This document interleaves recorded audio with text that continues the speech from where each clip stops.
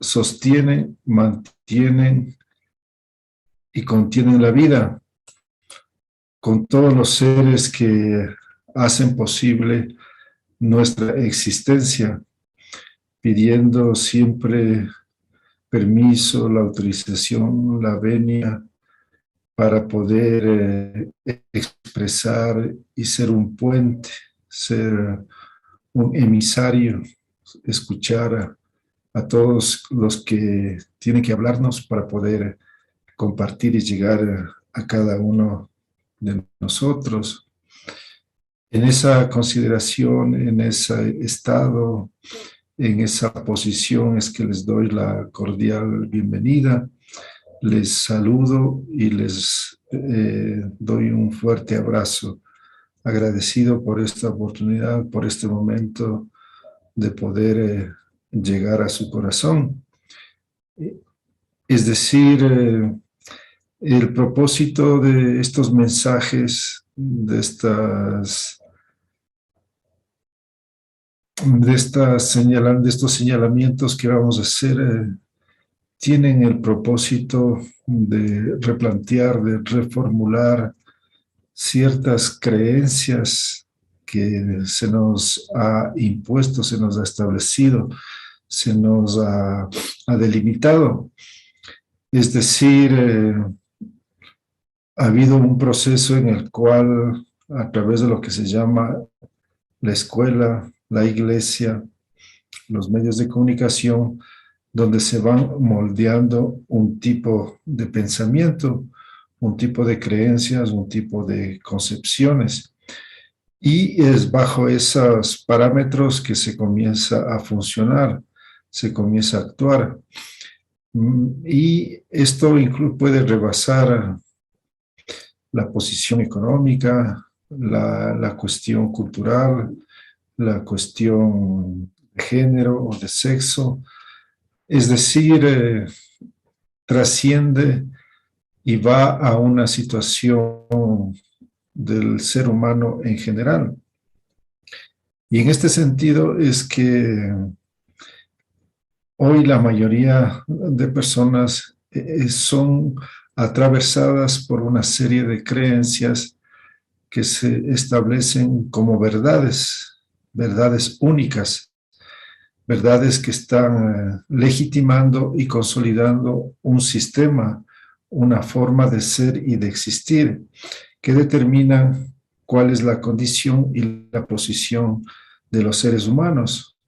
En este sentido, se puede establecer que hay quienes son los superiores, los mejores, los más bellos, los más inteligentes, los más y más en todo, y los que son los inferiores, los peores, los que les falta, los que no tienen, los que son pobres, los que son lo último en la rueda del coche.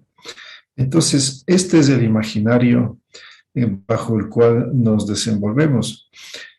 ¿Y qué pasa en nuestra gente? ¿Cuál es la primera reacción que tiene un ser humano, especialmente en nuestros países de la que se llama Latinoamérica? Que lo primero que hacemos es mirar a las personas para de acuerdo a eso interactuar. Entonces, si vemos a alguien muy blanquito, rubio, de ojos azules, inmediatamente en nuestra psicología se establece la condición de que es un ser superior, de que es un ser mejor, incluso que se parece a Dios, que se parece a Jesús. Entonces ya hay ese condicionamiento y como consecuencia la reacción es de sentirse menos, de comenzar en una posición, una actitud de esperar de este blanquito, de esta persona que tiene estas características, el que debe dirigir, el que debe ordenar, el que debe enseñar, el que debe guiar, etcétera, etcétera.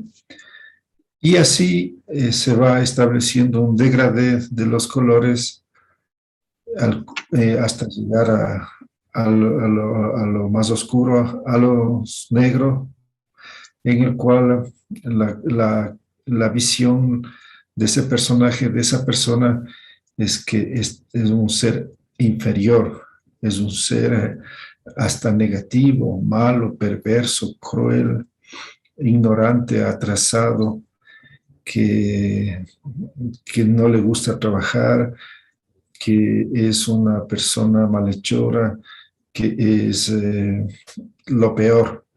Entonces, ese es el esquema, el cuadro bajo lo cual nos enseñan a funcionar. Así es como interactuamos y estamos siempre reaccionando a partir de esos códigos genéticos, de esos códigos biológicos, de esos códigos que se llaman raciales, en la consideración de que supuestamente hay razas y por lo tanto hay las razas superiores y las razas inferiores. Cuando ahora sabemos que no existen primero razas y después ninguna ciencia ha demostrado que hayan superiores e inferiores. Es decir, la misma ciencia occidental no ha podido ni ha demostrado ni ha podido establecer esas categorías, más por el contrario, se han visto obligados a precisar o a definir que no existe diferencias entre unos seres humanos y otros por el color de la piel o por el fenotipo o por cualquier característica biológica, sino que somos el género humano o la especie humana y todos estamos constituidos de las mismas características, de las mismas condiciones, sea un personaje que haya nacido en el Océano Índico, en una isla ahí, o en el Polo Norte. Todos, por el hecho de pertenecer y de ser parte de lo que se ha denominado el Homo sapiens, tenemos las mismas características. Entonces, ¿qué es lo que ha pasado? Se ha necesitado crear un estereotipo que implica la idea de que hay que buscar la separación, la división, la categorización, y para eso se ha establecido esta condición de la forma física, básicamente del color de la piel, para establecer esas definiciones. Entonces, en este sentido, la actitud, por lo tanto, viene en el trato. Entonces, si vemos a un personaje de unas características fenotípicas que nosotros llamamos gringos, entonces ya en nuestra psicología se crea la idea de que es alguien mejor, es alguien que tiene otras cualidades, otras capacidades, otros talentos, otras inteligencias y así sucesivamente.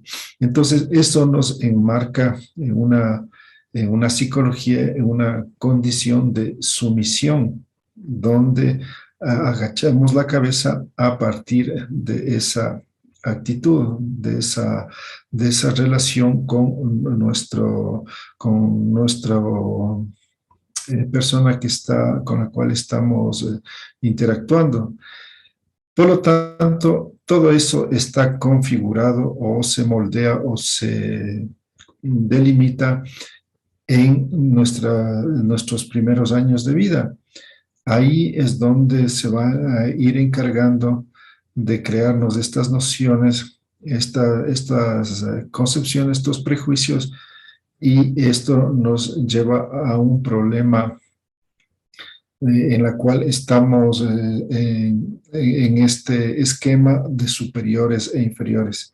Y así se delimita, se establece toda nuestra vida, es decir, todo lo que será nuestro proceso, nuestro camino, nuestra forma de ser y de existir, se va a establecer dentro de esa categoría, los superiores y los inferiores, ¿sí? Los mejores y los peores. Y entonces todo eso es está después configurado o se aplica o se va a plasmar en la ciencia, en la educación, en los deportes, en la sexualidad, en todo lo que ustedes puedan imaginar o todo lo que hace la vida humana.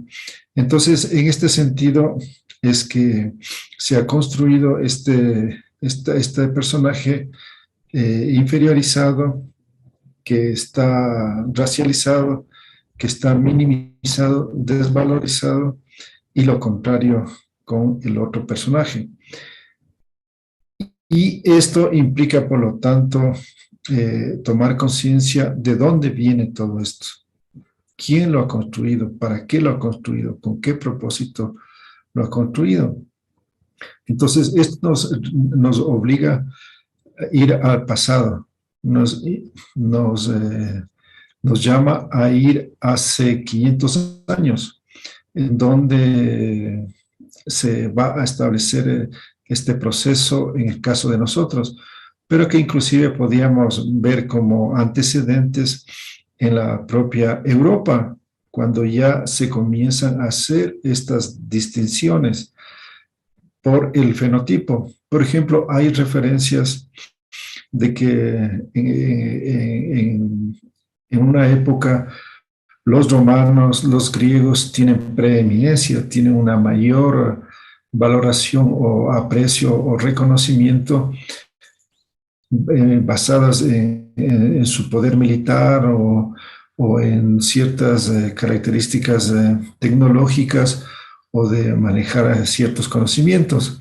Entonces, estos pueblos romanos y griegos, es decir, que están en el Mediterráneo, que están en la parte donde hay más sol, y que han tenido además contacto con pueblos africanos, y por lo tanto su color de piel no es tan blanca, sino que son un poquito más morenos, que relación en comparación con los europeos del norte, que ellos, por el contrario, serían más rubios, de ojos azules, etcétera. Entonces, ¿qué es lo que pasó en primera instancia? Que vienen las luchas entre la Europa del norte y la Europa del sur, y hay una rebelión o un rechazo hacia los romanos, que eran los conquistadores, que eran los que buscaban imponer la civilización, el cristianismo, la democracia, el Estado, todas estas instituciones, ellos buscaban imponerlas en toda Europa, bajo la acusación de que son pueblos salvajes, pueblos atrasados, pueblos primitivos, pueblos bárbaros, pueblos vandálicos. Inclusive estas palabras hacen referencia en particular a los pueblos de lo que hoy es Alemania, todos esos pueblos del norte de Europa, conocidos antiguamente principalmente como los vikingos. Entonces, estos pueblos se rebelan contra el Imperio Romano, y una de las formas para desdeñar o minimizar o desvalorizar a los pueblos del norte, a los vikingos, ya hicieron una primera referencia a decir que estos pueblos salvajes, una de sus características es su color de piel, es decir, que eran muy blancos, que eran de ojos azules, que eran de pelo rubio, y que por lo tanto esa era una característica de la condición o una de las expresiones o manifestaciones de su salvajismo. ¿Sí? Entonces, miren ustedes cómo resulta inclusive hoy en día algo increíble o algo especial, ¿no? Porque hoy se ha dado la vuelta a la tortilla. Si antes fueron considerados los salvajes, la gente blanca, rubia, de ojos azules, hoy se ha pasado al revés, se considera todo lo contrario. Inclusive en la misma Europa, de alguna manera, sobrevive esta forma de expresión, Por ejemplo, una vez estuve en Francia caminando ahí con unos amigos y salió de pronto esto que alguien dijo: las rubias son estúpidas. Y yo me quedé sorprendido y pregunté: ¿y de dónde? ¿Por qué dices eso? Le pregunto a este amigo francés. Y me dice que es una forma, una expresión que se ha utilizado por muchos años y que viene de una forma de creencia a partir de esta noción de la cual estas personas de estas características y especialmente si es mujer, es más estúpida, es decir, un hombre rubio es menos estúpido y una mujer es estúpida, mucho más estúpida. Y incluso esto eh, llevó a que, por ejemplo, cuando eh, surge Hitler y él reivindica a la raza aria, porque hasta esa época los arios, es decir, estos pueblos, los más blancos rubios, eran todavía burlados por el resto de la Europa más morena, y él es el que busca reivindicar, repotenciar, darle otra condición, otra característica a esta forma, a este fenotipo, y crea la idea de que la raza aria, esta raza, era mucho mejor, o era la más pura, o la que tenía mejores características o mejores condiciones, y hasta que era la enviada de Dios. Entonces, en este sentido, se empieza este proceso de cambio, de revalorización de lo rubio, hasta cuando surgen personajes como Marilyn Monroe, una actriz norteamericana, y hay una película que se llama Los hombres las prefieren rubias.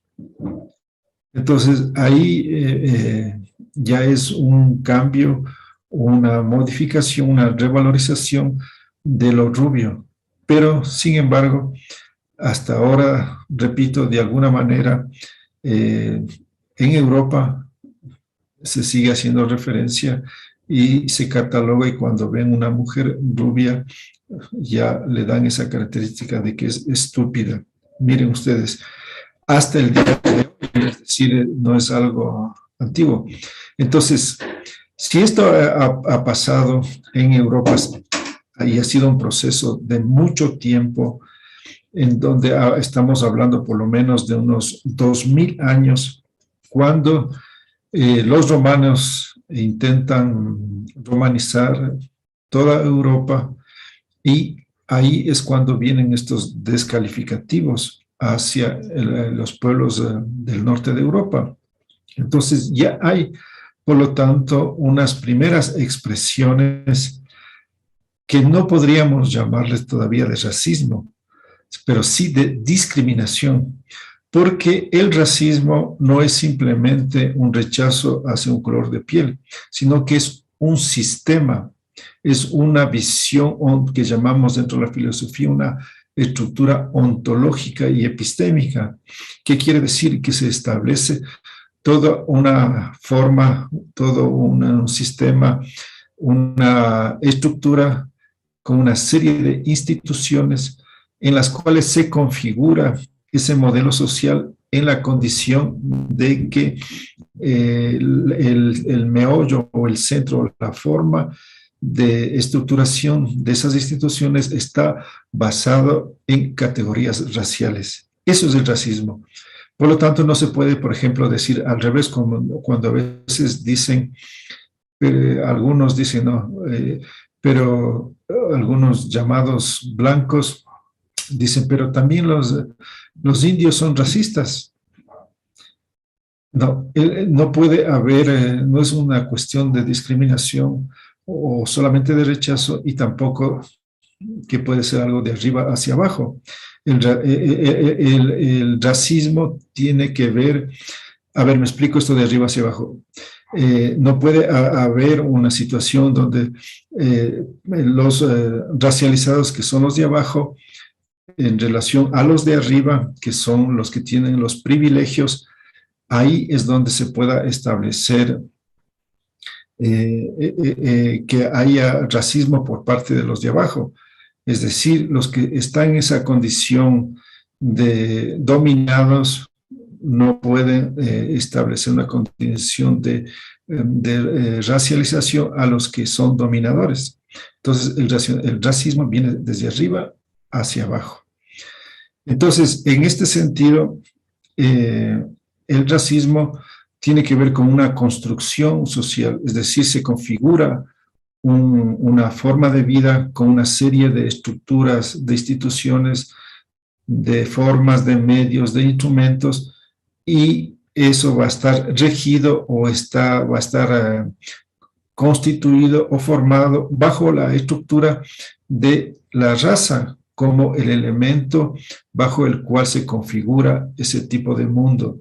Entonces, el tipo de mundo que va a generar la llegada de los llamados conquistadores es una estructura social en la cual se configura que lo que se llama lo blanco es quien tiene que dirigir, quien tiene que gobernar, quien tiene que mandar, quién es el propietario, quién es el director, quién es el que enseña, quién es el que hace todo y por lo tanto está a la cabeza.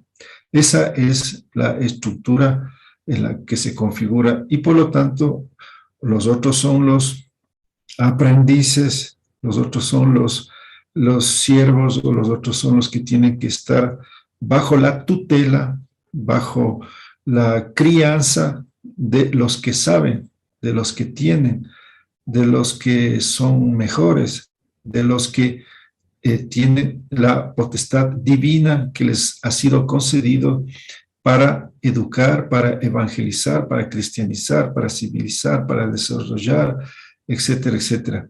Entonces, así es como se configura un tipo de mentalidad, un tipo de estructura social y se crea todo un sistema. Y por lo tanto, ahí vienen los roles. Entonces, ¿qué rol tiene cada cual? Entonces, el rol del indígena, del indio, que le llaman el indio es el rol de siervo, de servidumbre, es decir, en el caso de las mujeres, como vemos hasta el día de hoy, de empleadas domésticas. Como se dice, la india es empleada doméstica y se da el caso que suelen ser en muchas partes de Latinoamérica, a todas les tratan como Marías. Y esa es la referencia de que la María siempre es una empleada doméstica. Y en el caso del hombre, siempre va a terminar siendo un albañil. Esas son las características que lo vemos, todos somos testigos y podemos ver esa estructura. Entonces, eso es como se configura esas características y por lo tanto necesitamos ir a entender todo esto a partir de lo que sucede hace 500 años. Cuando llega este personaje y ve otro mundo dentro de otras condiciones, dentro de otras formas totalmente diferentes a lo que veía este hombre llamado conquistador. Entonces ve un mundo que no se ajusta, que no corresponde, que no tiene las características de lo que él había vivido o tenía como experiencia de vida dentro de lo que había sido configurado este mundo en Europa. Entonces, este personaje, al encontrarse con algo totalmente diferente y que contradice y que cuestiona sus creencias, sus ideas, sus nociones, entonces le lleva a pensar, a repensar, a reflexionar sobre su condición. Porque eso nos pasa, por ejemplo, cuando viajamos a otro continente o vamos inclusive a otro país de aquí mismo, peor si vamos al África y vemos, o al Asia. Entonces, ahí cuando estamos ante el otro, ante lo diferente, ante lo que llamamos también la alteridad, ahí es cuando nos damos cuenta o reflexionamos o nos ponemos frente a un espejo y ahí nos cuestionamos muchas de nuestras verdades. Nos damos cuenta de que no todos son como nosotros y por lo tanto puede venir una actitud de apertura, de aprendizaje, de observación, de captación, de asimilación, o puede haber el sentido contrario, de rechazo, de menosprecio, de ofuscación, de ceguera, de juzgamiento, de sentencia. Entonces, en este sentido, este personaje conquistador, eh, lo que pasa, lo que despierta en este personaje que tiene una serie de creencias, de ideas, de situaciones en las cuales está constituido, también está formado dentro de una serie de dogmas, de una serie de valores, de parámetros, y constituidos como la verdad, constituidos como que son lo único, que son lo posible, porque así es como son educados. Es decir, por ejemplo, cuando les educan en la religión, en el cristianismo, les dicen que solo hay un solo Dios, que ese es el único Dios que existe. Por lo tanto, es el único verdadero y es el universal. Entonces, así es educado el europeo y en todo, no solamente en la religión, sino en todas sus condiciones. Entonces, este personaje imbuido de esas características, de esas nociones, es que llega acá y por lo tanto mira algo totalmente diferente y su reacción no va a ser de aprendizaje, de descubrimiento, ¿sí? De querer aprender, de querer interesarse al otro, de querer buscar qué hay en el otro. No, lo que viene inmediatamente es la sentencia, el juzgamiento, la calificación. Entonces, y hacen lo mismo que hicieron con ellos, porque están formados dentro de esa misma estructura. Es decir, los romanos les califican de salvajes, de atrasados, de primitivos, de bárbaros, etcétera. Y por lo tanto, esa es la configuración en la cual ellos están enmarcados. Y esto reproducen cuando llegan a América. Van a reproducir, van a repetir, van a continuar con las mismas lógicas, con las mismas características, con las mismas visiones y por lo tanto comienzan en esa misma condición a responder frente a los pueblos de América. Y en este sentido, tienen que después justificar, tienen que convencerse a ellos mismos de que tienen la razón.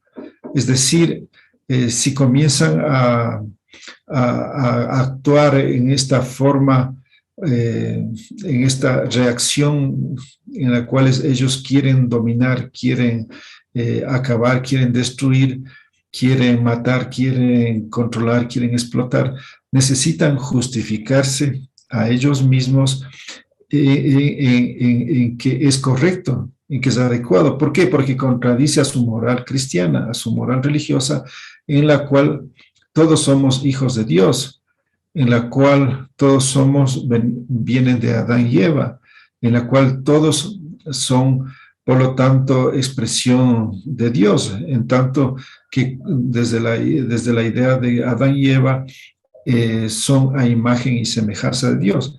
Entonces, por lo tanto, si estos indios, como les llaman, no son, o si son. Entonces, en esta disyuntiva, en esa configuración de si son o no son seres humanos, si tienen o no tienen alma, ahí viene esa disputa dentro de los conquistadores y que les lleva, ¿no?, por algunos años a calificar de que el indio no tiene alma, de que el indio es salvaje, de que el indio se parece al mono, etcétera, etcétera.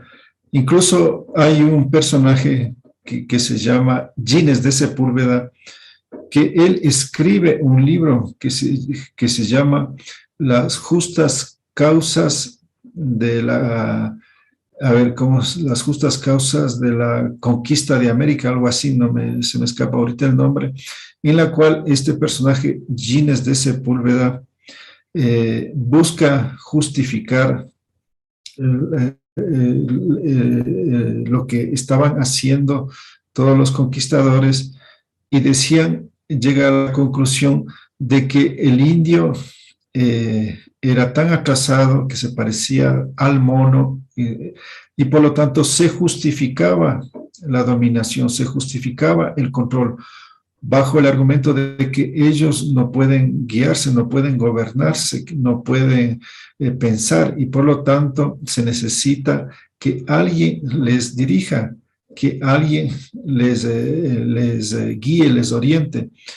Entonces, esa es la justificación que establece Gines de Sepúlveda para salvar su culpa, porque en la moral cristiana, ¿cómo era posible de que puedan matar a otros seres humanos? Porque eso implicaba la idea de ir al infierno, de haber cometido un acto pecaminoso que implica, por lo tanto, que Dios les vaya a castigar. Entonces necesitan, por lo tanto, decir que es necesario, que es urgente, que es obligatorio, porque este tipo, este casi ser humano que está ahí casi como un animal, necesita ser dirigido. Entonces ahí se comienza la creación, la construcción de un tipo de personaje, de un tipo de personalidad, de un tipo de psicología, de un tipo de mentalidad que se va a ir consolidando, construyendo, formando, ampliando durante estos 500 años. Entonces, los primeros que llegan acá, entonces inicialmente no tienen una visión totalmente racista, sino tienen una visión de que son diferentes. Pero para poder justificar lo que estamos haciendo necesitan crear el concepto de raza. Por primera vez se crea esta noción que hasta antes en la historia mundial no se les había ocurrido a nadie establecer esta categoría de raza.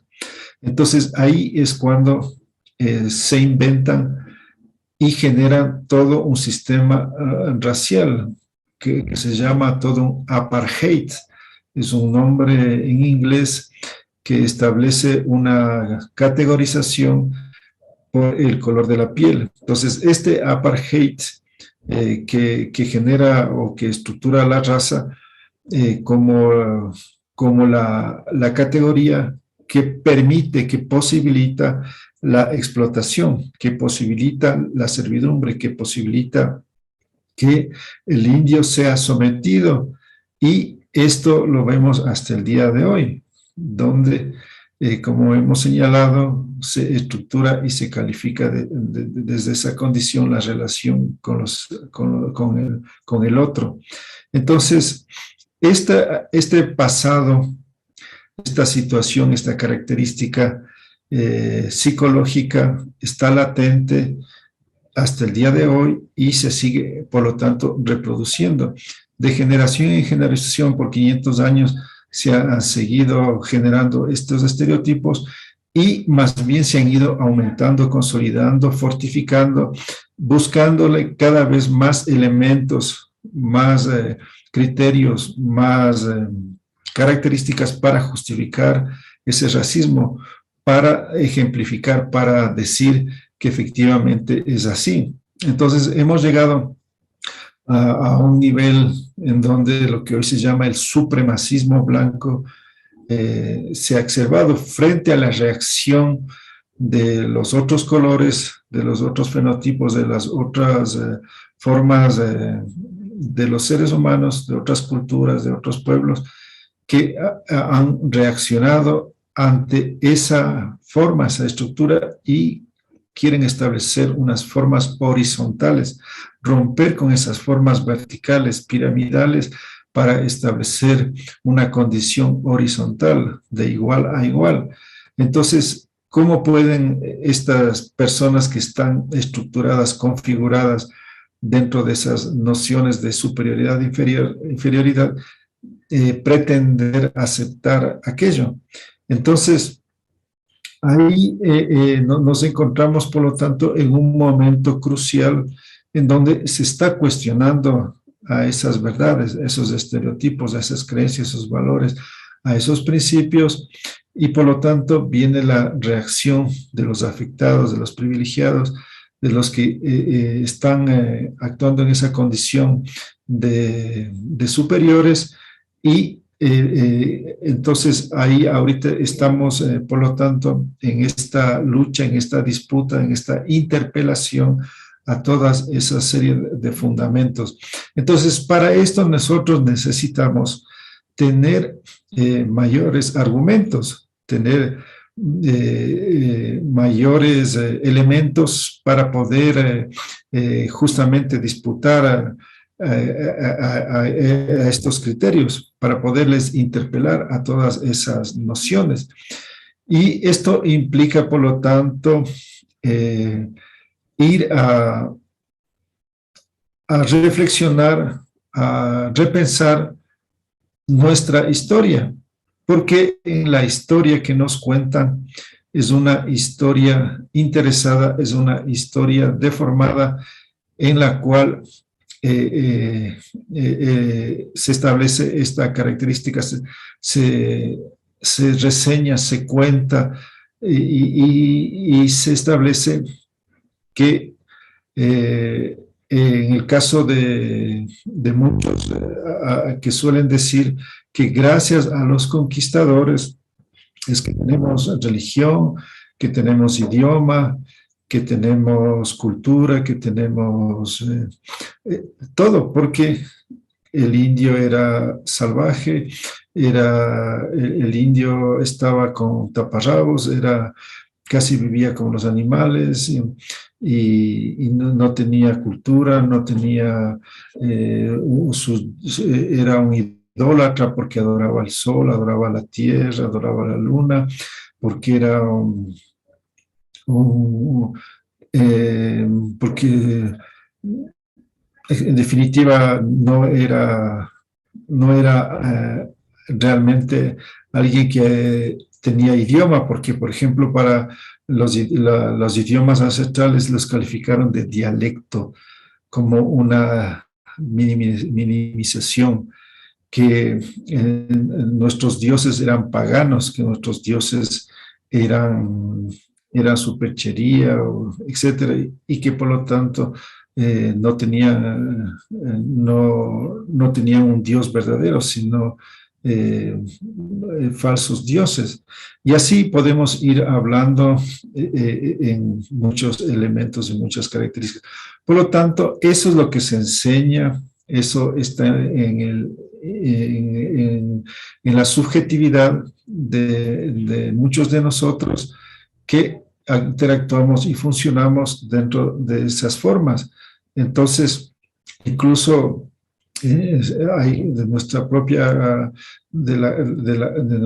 gente que es educada así, repite eso mismo, especialmente a nivel de las influencias cristianas, en donde se justifica de que nuestras espiritualidades eran brujería, y que por lo tanto hay que agradecer a los conquistadores que nos sacaron de la brujería, de la idolatría. Entonces hay gente que repite después de 500 años ese mismo discurso. Entonces, ¿qué es lo que es necesario? ¿Qué es, para qué esta introducción larga que he hecho? Para decir que necesitamos replantear, reformular, reescribir nuestra historia, nuestro pasado. Necesitamos, es fundamental ir al pasado, porque cuando un pueblo no, no puede eh, reaccionar ante su pasado, es como en el caso mismo donde de la psicología, cuando se dice que una persona que tiene un trauma, que tiene una situación y no hace un proceso de sanación de su pasado, se sigue reproduciendo, se sigue repitiendo y se sigue prolongando en el tiempo y en el espacio. Es decir, en la misma psicología se hace este proceso de decir que lo que somos ahora es fruto de nuestro pasado. Entonces, si queremos cambiar nuestro presente para construir otro futuro, tenemos que sanar nuestro pasado. Es decir, ir a ver las causas, los orígenes que han generado la situación en la que nos encontramos. Entonces, por lo tanto, es fundamental si queremos un cambio, si queremos otro mundo, otra sociedad, otra comunidad, otra humanidad, ir a sanar ese pasado, porque ese es un pasado inventado, un pasado falso, un pasado tergiversado, deformado, bajo el cual nos construyen. Y si no hacemos una deconstrucción, ¿sí? Que eso que también llamamos una descolonización, pues simplemente seguimos en lo mismo, reproduciendo y por lo tanto no vamos a poder salir. Entonces es importante un diálogo con el pasado. Tenemos que ir allá para poder reformular. Y no es que vamos a inventarnos nuevas cosas o vamos a querer decir que nos vamos a imaginar un pasado imaginativo, un pasado que nos convenga para que a partir de eso cambiemos. Es decir, no se trata de engañarnos, no se trata de mentirnos porque no nos servía para nada. Por el contrario, lo que tenemos que justamente es ir a ese pasado para mirarlo en su realidad o en su manera, en su expresión, como fue realmente. Es decir, la historia que nos cuentan ha sido escrita por los conquistadores, porque no existe gente que haya escrito sobre el pasado precolombino. Si bien hubieron los códices mayas, o han habido en nuestro caso los quipos, pero en el caso de los códices mayas fueron quemados. No le interesó justamente al conquistador guardar todas esas informaciones porque no le convenía, porque contradecía, porque explicaba eh, y daba, por lo tanto, otras posiciones. Entonces, eso había que anularlos y procedieron a quemarlos. Todas esas, todo estaba todas esas explicaciones de todo el pensamiento, de toda la filosofía, de toda la ciencia, etcétera, etcétera, en este caso de los mayas. Y en el caso de nosotros, de los quipus, que no se ha logrado todavía descifrar, pero lo que no significa que no exista, simplemente que no se ha podido. Es como en el caso de los jeroglíficos egipcios, que por muchos años no se lograban descifrar y se creía que eran simples dibujos, o en el caso, por ejemplo, de los chinos, que tienen una escritura también de puros símbolos, que parecen puras rayas, y que no se ajustaban a la forma de los símbolos que ahora nosotros tenemos de la escritura. Entonces eran otros tipos de formas, o como de los árabes, ¿no? Que tienen otro tipo de forma. Entonces, los quipos simplemente son otro tipo de escritura que tienen otra forma, que tienen otros códigos, otros símbolos, pero que todavía no han sido descifrados y que quizás aparece el Champollion como el que descifró los jeroglíficos egipcios, este francés que logró interpretar, que logró leer, y por lo tanto hoy se puede hacer una lectura de los jeroglíficos. Entonces, es muy probable que pronto hay gente que está tratando de interpretar los códigos, estos símbolos en los quipus. Entonces, bueno, lo cierto, lo concreto es que del pasado precolombino, lo que se cuenta es lo que supuestamente les han dicho, han recogido los cronistas sobre lo que ha sucedido anteriormente. Pero todo está atravesado o está filtrado desde las concepciones de los invasores, es decir, ellos proceden a escribir a partir de sus formas de calificación, de juzgamiento. Entonces, si les cuentan algo, entonces pasan por el filtro. Por ejemplo, decir, si hablaban de Atahualpa, del Inca Atahualpa, entonces lo asocian con rey, porque en Europa había rey, entonces el rey de acá, en el Tahuantinsuyo, también tenía la condición de rey.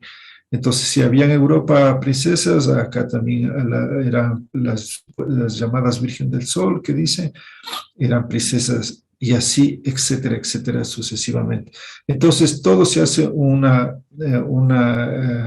escritura, una interpretación, una valoración desde sus códigos, desde sus puntos de vista, y como consecuencia, hoy es necesario releerlos desde, no de una forma textual, sino de una forma contextual, es decir, a partir de lo que hoy sabemos, y podamos encontrar en el otro sentido, es decir, si ellos le dan un sentido y nosotros entendemos que ese es un prejuicio bajo el cual proceden a escribir, entonces desciframos y le damos y tenemos el otro lado, porque hemos hecho justamente una relectura que nos permite entenderlo a partir de la visión de este personaje en su condición de conquistador, y por lo tanto podemos ver cuál era su intencionalidad al escribirlo de una manera. Y por lo tanto ahí tenemos otra forma de entender lo que realmente, o lo que nos podría dar otros elementos para comprender ese pasado. En definitiva, entonces, es fundamental, es necesario este proceso de reinterpretación de este pasado, de todo lo que nos cuentan, para modificar, para cambiar toda esa psicología bajo la cual ahora nos desenvolvemos, que es una psicología que podríamos llamarla de una baja autoestima, es decir, de una condición, de una actitud de inferioridad que se refiere a los complejos, es decir, lo que se llama la psicología complejo de inferioridad. Entonces, este sentido, esta actitud de inferioridad es dada o está condicionada por todo el sistema, por toda la estructura social, por toda la configuración del Estado que establece todas estas categorías. Entonces, es por eso que si queremos realmente otro mundo, un otro país, tenemos que ir a resolver, digamos así, esa configuración, esa estructura, esos imaginarios, esas nociones, esas ideas que, que nos anulan, que nos deforman, que nos desvalorizan.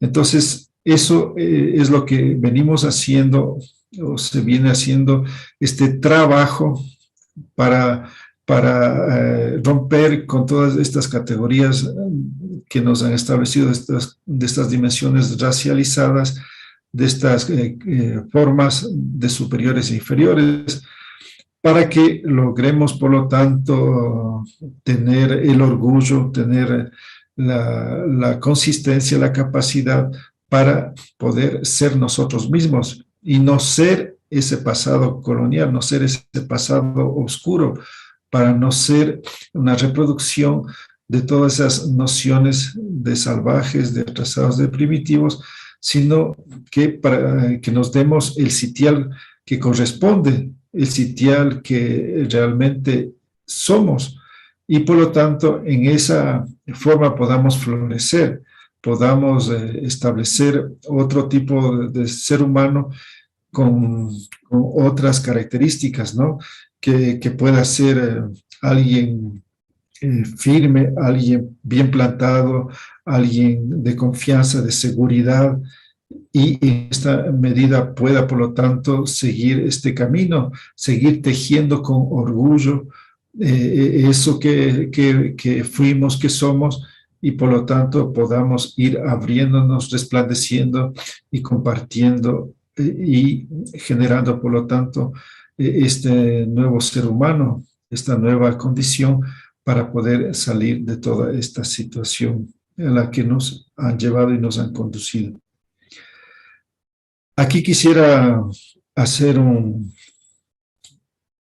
parar para abrir el diálogo, las preguntas, los comentarios, cualquier cosa que ustedes consideren, si es que no estuvo claro algo, si es que quieren contradecir, replicar, pues todo lo que consideren, abrimos este círculo de palabra.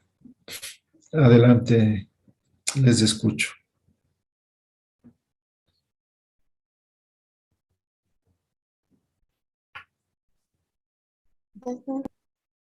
Sí, adelante.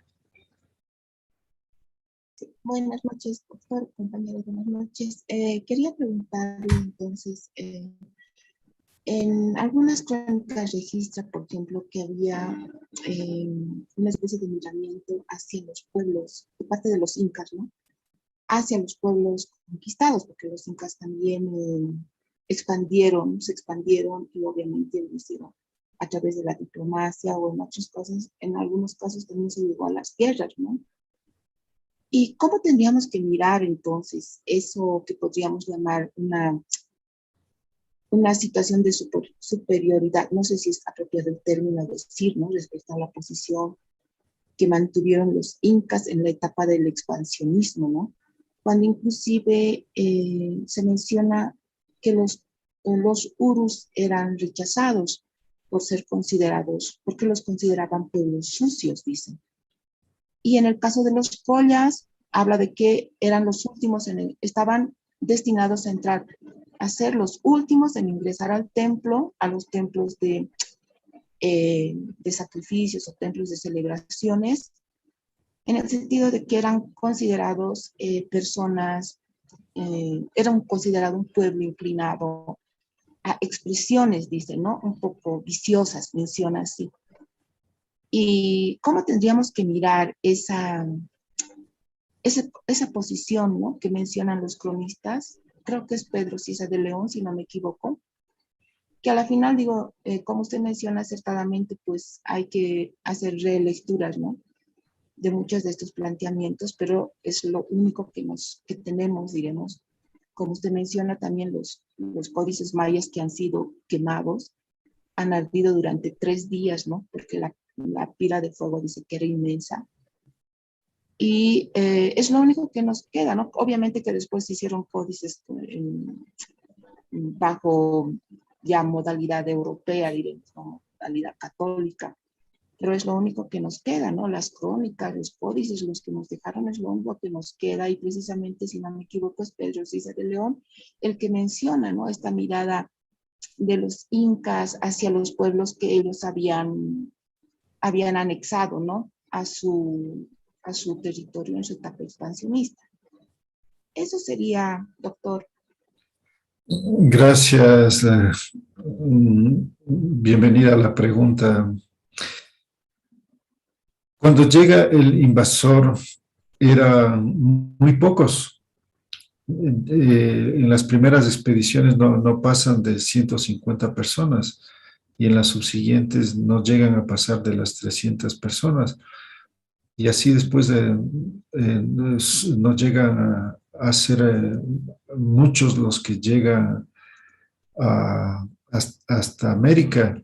Entonces, la gran pregunta que todos se han hecho es cómo fue posible que un puñado de conquistadores, como se autodenominaba, hayan podido controlar a una población que se calcula por lo menos de 100 millones de habitantes en todo el continente.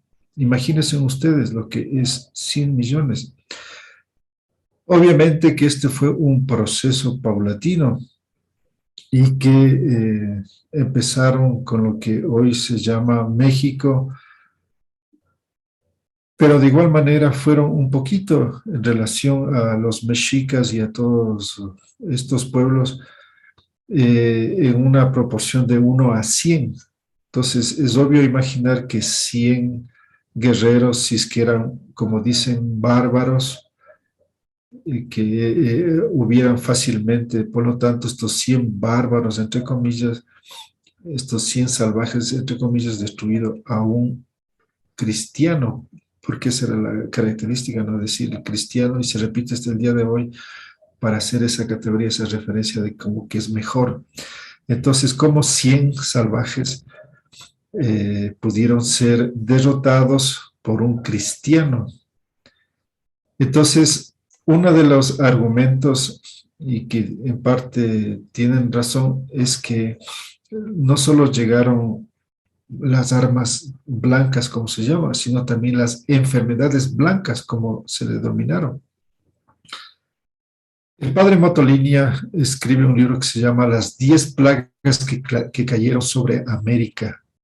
Es un padre, un cura español de la época que escribe y hace referencia a las 10 plagas, en referencia no solo a las enfermedades, sino a los armamentos como las ballestas, los arcabuces, los cañones, los caballos, etcétera, todos los cuales eran armas poderosas que trajeron de los conquistadores. ¿Y por qué es que tenían armas tan sofisticadas? Porque Europa había vivido como consecuencia de la conquista romana una situación de guerras permanentes. Ellos pasaron 1500 años, por lo menos, de guerras cruentas, como se cuenta en la propia historia europea, como se cuenta en lo que fue la Edad Media, que duró más de 1000 años y que ellos mismos la califican de la época oscurantista. Entonces, esto nos refleja de que esta situación de que ellos tenían como modelo de vida o sentido de vida la conquista, la guerra, y por lo tanto eso lleva a configurar una serie de instrumentos, de armas, de herramientas de combate y por lo tanto de estrategias militares para poder ganar y derrotar al enemigo. Y una de las características que inventan o que utilizan principalmente los romanos es el concepto que hasta ahora se conoce del divide y vencerás. ¿Qué significaba eso? De que a un pueblo había que dividirlo. ¿Cómo? Metiendo cizaña, metiendo controversias. ¿Para qué? Para que se dividan y se peleen entre ellos. Entonces, esta táctica romana les dio tan gran resultado que buscaban el medio, el pretexto, la forma para exacerbarlo. Si, por ejemplo, había una diferencia, para potencializar un problema, para magnificar una situación y como consecuencia generar susto, generar una actitud psicológica que llame a la confrontación entre ellos mismos. Eso es lo que utilizan siempre hasta el día de hoy, cuando, por ejemplo, nos hacen pelear entre países o al interior nos hacen pelear entre un sindicato y otro sindicato, o al interior mismo de un sindicato, entre un grupo. Entonces buscan provocar y meter alguna situación que exacerbe, que polarice y genere, por lo tanto, la controversia y la disputa y la pelea y hasta la guerra y la muerte. Entonces, esta estrategia, esta táctica que lo aprenden después los españoles romanizados, en general los europeos ya romanizados y cristianizados y civilizados, van a aplicarlo de igual manera acá. Y por lo tanto, no necesitan ser numerosos, no necesitan tener un gran ejército, sino simplemente identificar cuáles son los problemas, las diferencias al interior y exterior de un pueblo, de un grupo, y por lo tanto provocar después las luchas. Entonces, eh, proceden, por ejemplo, a decir que les van a atacar a alguien, que se preparen, que han descubierto, que saben que se están preparándoles para atacar y que mejor es anticiparse y por lo tanto actuar primeros. Y como consecuencia de esta manera les sorprenden a los otros bajo la idea de que se están anticipando cuando los otros ni siquiera se habían propuesto, pero ya lanzan esa idea y así diferentes medios, estrategias para lograr que se confronten y se peleen y de eso sacar ventaja, de eso sacar partido. Entonces, esa fue la manera fácil, sencilla, para que un puñado, repito, un pequeño grupo haya logrado tomar posesión, control de un inmenso territorio y de una población muy grande. Entonces no eran que eran, como se cuenta en la historia oficial, de que eran grandes guerreros, que eran así muy valientes, muy machos, y que por lo tanto eso hizo que, que lograran la conquista de este continente. Entonces, esto nos da cuenta, por lo tanto, que esto se repitió en todo el continente. ¿Y qué hicieron en el caso de lo que llamamos hoy los Andes, en que hay estos pueblos lo que hoy denominamos los incas, que tenían la dirección del Tahuantinsuyo, que eran los que gobernaban, los que dirigían este territorio de por lo menos 3 millones de kilómetros cuadrados. Miren lo que llegaron a construir este gran sistema mancomunitario llamado el Tahuantinsuyo, que no le quiero decir imperio, ¿no? Porque justamente en la historia oficial, en la historia tergiversada, van a denominar imperio, es decir, siempre traspolar las categorías de Europa acá y llamar aquí también imperio. Entonces, el Tahuantinsuyo era un sistema mancomunitario, no era tampoco un estado, era una forma de organización que podríamos llamar de confederación de comunidades. Es decir, grupos de comunidades forman una federación de comunidades y de las federaciones de federaciones surgen las confederaciones, para que podamos entender de otra palabra. Dicho en nuestras lenguas, de los ayllus formaban las marcas y de las marcas formaban los suyos, ¿no es cierto? Entonces, ¿qué sucede? Que quienes dirigían eran los incas. Y obviamente que siempre hay problemas, siempre hay dificultades, porque esa es la condición humana, esa es la situación de que hay diferentes criterios, posiciones, necesidades, aspiraciones. Por lo tanto, habían estas confrontaciones, estas disputas, y qué es lo que hicieron. Entonces, identificar quiénes son los que se oponían a los incas y, por lo tanto, exacerbar la situación y venían las luchas. Por ejemplo, llegaron al extremo de crear la historia de que eran enemigos Huáscar y Atahualpa.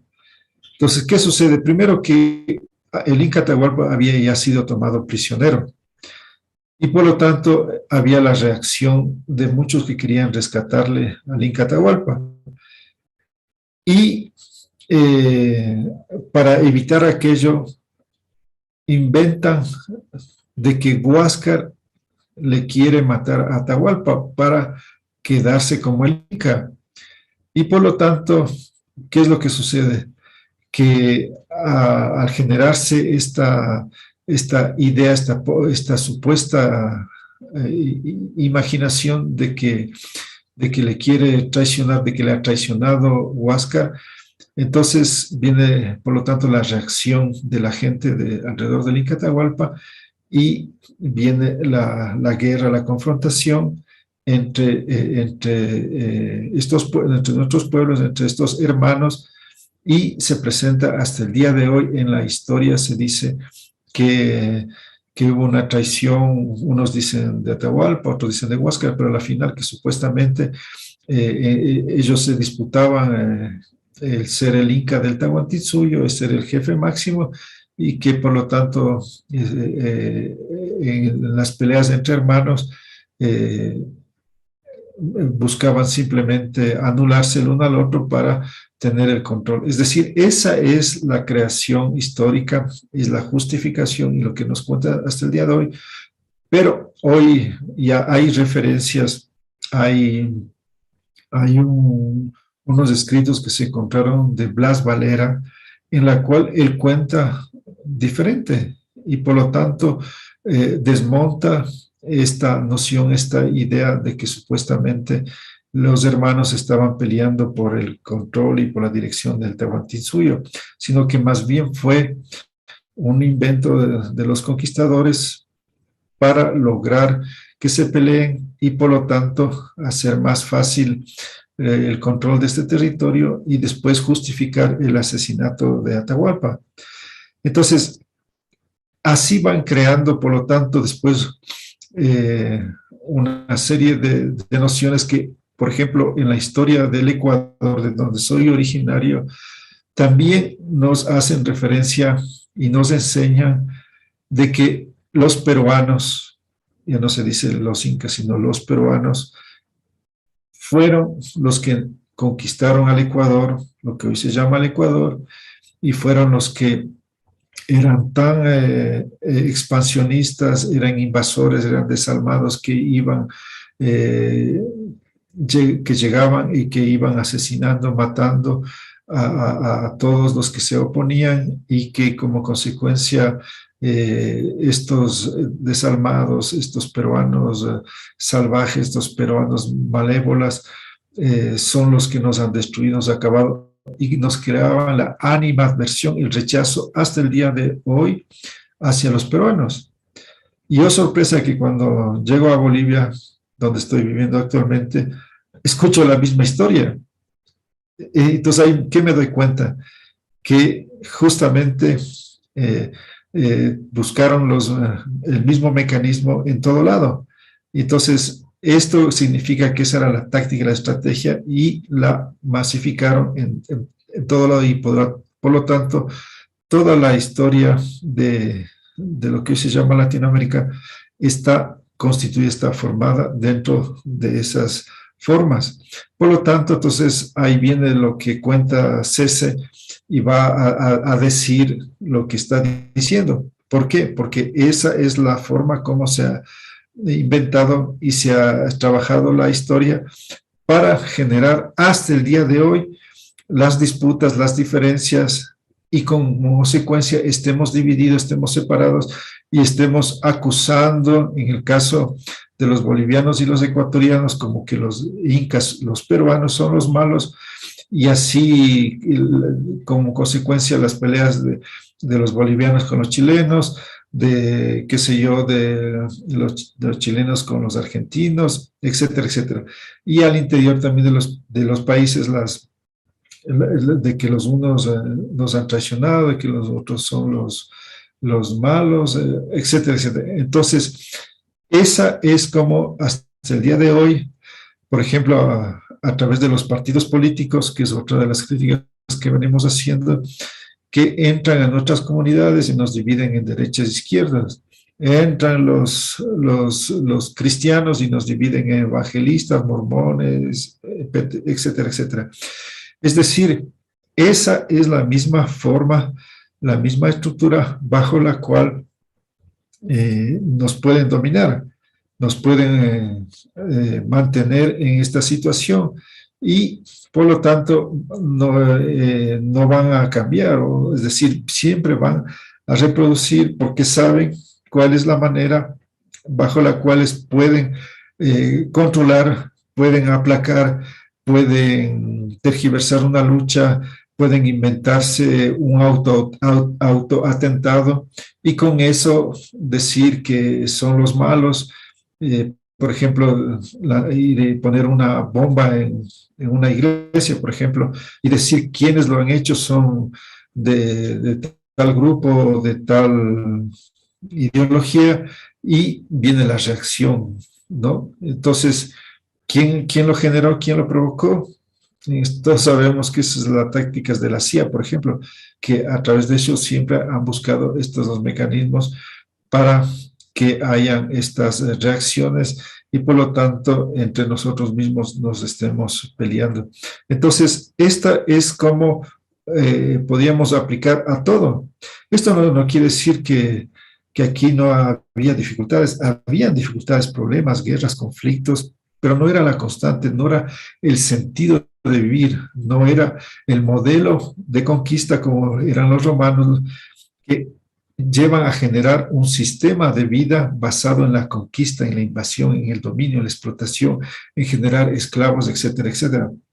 Entonces, los incas lo que hacen es un proceso de expansión. Es como ahora, por ejemplo, hay gente que profesa una ideología o una religión o una creencia y buscan expandirla, ¿no es cierto? Buscan ampliarla. O como hoy se ha formado la CAN, la Confederación de Naciones Andinas. Entonces se ha constituido políticamente, orgánicamente, esta unión de los llamados países andinos en este organismo que se llama la CAN. Entonces, es obvio que siempre se va a buscar formas para abrir, para generar procesos en donde puedan haber integraciones, ¿no es cierto?, entre más grupos. Entonces, ¿qué es lo que es el Tahuantinsuyo? Es como ahora la CAN. Entonces, es una construcción en donde los incas encabezan la creación de este modelo de naciones confederadas y por lo tanto que están unidas y por lo tanto hay mayor fuerza, hay mayor posibilidades de apoyo, de compartir conocimientos, de llevar un tipo de semillas a otro lado, de intercambios comerciales de todo tipo. Entonces, eso es lo que permitió construir un territorio, una nación que generó mucha riqueza, porque eso es lo que importa y lo interesante, ¿no? Que ninguno de los cronistas puede decir o ha dicho o habla de que hayan encontrado pobreza. Todo lo contrario, encontraron con un territorio en donde había mucha riqueza, donde la gente estaba en otras condiciones de vida. Todo lo contrario a lo que hoy sucede. Es decir, habían generado un tipo de organización, de funcionamiento, de cooperación, de ayuda, de producción, que permitía generar mucha riqueza, la cual se la fueron llevando. Si no, ¿qué se hubieran llevado? Si no, ¿por qué se hubieran querido quedar? Porque sabían primero de todos recursos que se llaman naturales que existían en nuestros territorios, y después porque habían ya toda una serie de tecnologías, de herramientas, de conocimientos, de capacidades que podían ser aprovechadas. Y una de las principales era aprovecharse del sistema organizativo. Por eso es que no lo destruyen, por eso es que lo mantienen. No proceden a exterminar el sistema de comunidades, sistema que se ha mantenido hasta el día de hoy. ¿Sí? Es decir, ellos ven que este sistema era altamente productivo, que generaba mucha riqueza. Entonces, esta riqueza ya no es repartida entre toda la población, sino que es canalizada, absorbida y llevada a Europa. Así de simple. Entonces, eso es, por lo tanto, otra historia. Esto es otra interpretación y, por lo tanto, vamos desmontando estas nociones como la que cuenta Cese y que nos ejemplifican y nos dan la mirada clara de cómo se han configurado estas nociones y que, por lo tanto, las reproducimos, las repetimos y de esta manera seguimos estancados, seguimos en lo mismo. Y si es que no hacemos, por lo tanto, una vez más, este proceso de desconstrucción o descolonización, simplemente no vamos a poder salir y generar lo que todos estamos aspirando, generar unas nuevas condiciones. Entonces, para esto necesitamos otra mentalidad, necesitamos otra psicología, necesitamos otro corazón, necesitamos algo diferente. Y esto implica, por lo tanto, un proceso de reformulación, de replanteamiento para poder rehacernos, reconfigurarnos y en esta medida que seamos personajes, hombres y mujeres, dentro de otras características, dentro de otros valores, dentro de los principios, que podamos hacer un cambio real, profundo y verdadero. ¿Alguna otra pregunta o comentario? Buenas noches, Zahualpa. Asumiendo como real, digamos, todos estos antecedentes y cómo se ha ido manipulando la historia y lo que nosotros conocemos, ¿no? Oficialmente desde el Estado, digamos, es posible justificar estas nuevas tendencias, no solo en Bolivia, sino en otros países como el Perú actualmente, o lo que también sucedió en el Ecuador, entiendo así. Hablar de conceptos como, por ejemplo, en Bolivia se escucha mucho esto del racismo, de la discriminación o de la reconstitución, pero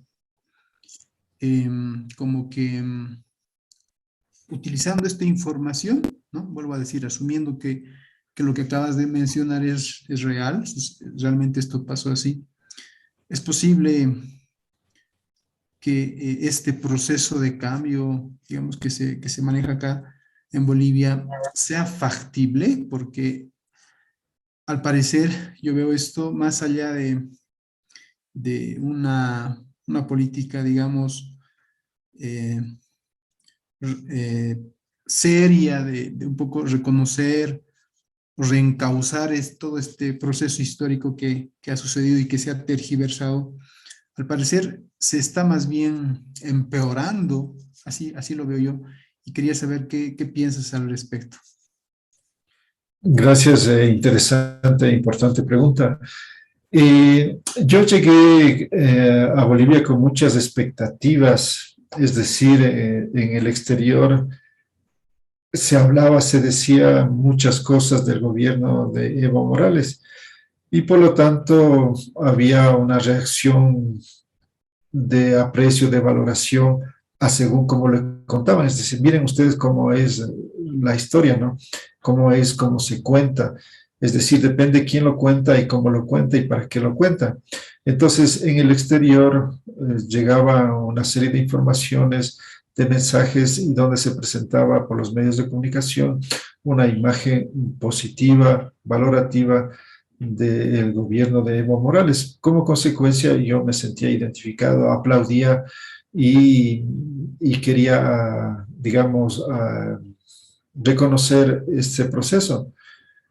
Pero, oh sorpresa, que cuando llego acá, estoy hablando hace unos, ¿qué será? Pues unos 8, 10 años, ya no me recuerdo, expectante de ver el proceso de cambio, como se llama, y veo que había una serie de reacciones de distintos grupos, movimientos, incluso desde la misma gente llamada, que se llama originaria, que rechazaban, combatían, enfrentaban al gobierno de Morales.